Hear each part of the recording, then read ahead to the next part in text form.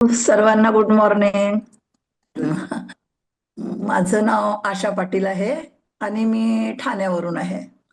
मी 2021 सालामध्ये मला मालती तांडेलताईंनी ही लिंक दिली आणि बोलल्या योगा करत राहा तुम्ही.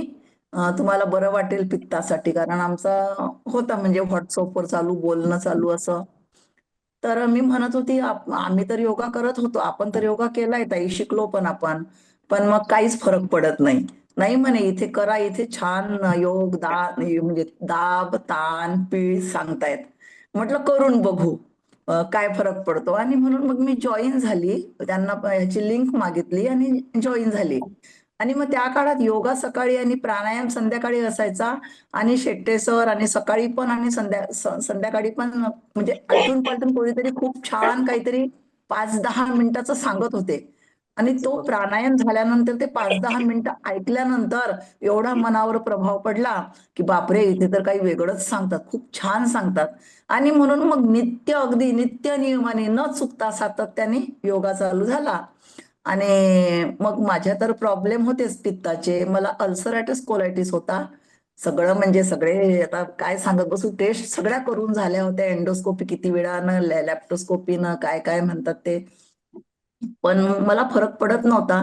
आणि एक वर्तकनगर म्हणून आमच्या इथे आहे, तिथे एक डॉक्टर होते. कारण मला थोडस जरी काय म्हणतात, ऋतू चेंज झाला, हवामान चेंज झालं, किंवा आता खाण्यात तर म्हणजे लाईफस्टाईल चेंज नव्हती म्हणून काहीतरी तर येतच असेल, तर मला चिकट आवस, शेम संडास बोलतात ती व्हायची.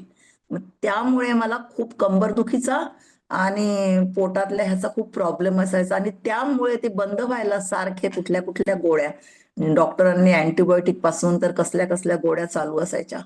आणि त्या रोज घेतल्याशिवाय किंवा 8 दिवस थांबल्यानंतर त्या बरं वाटलं आता, की नंतर परत पित्त चालू, मग त्या पित्ताच्या गोळ्या, असं माझं जीवन नुसतं खाऊन झाल्यावर गोळ्यांवरच असायचं. आणि हे 95-96 पासून चालू झालं होतं मला, की खाल्ल्यानंतर डोकं दुखलं की उलटी करायची. आणि मग नंतर 98-99 पासून गोळ्या घेऊन घेऊन त्याला दाबून टाकायचं, असा प्रकार चालू होता. आणि नंतर तर खूप भयानकच झालं की वमन करता करता जडांना, कारण लाईफस्टाईल चेंज करणं माहिती नव्हती, काय खावं हे माहिती नव्हतं, किती कसं कसं खावं हे माहिती नव्हतं, आपल्या तब्येतीच्या नुसार, आपल्या रोगानुसार किती पाणी प्यावं हेही माहिती नव्हतं. म्हणजे काहीच मार्गदर्शन नसल्यामुळे फक्त मला एक दिवशी मी 9, 8, 8:30-9ला ब्रेकफास्टला कच्च्या म्हशीच्या दुधाचं जे असतं म्हणतात, आम्ही त्याला म्हणतो काय ते, खरं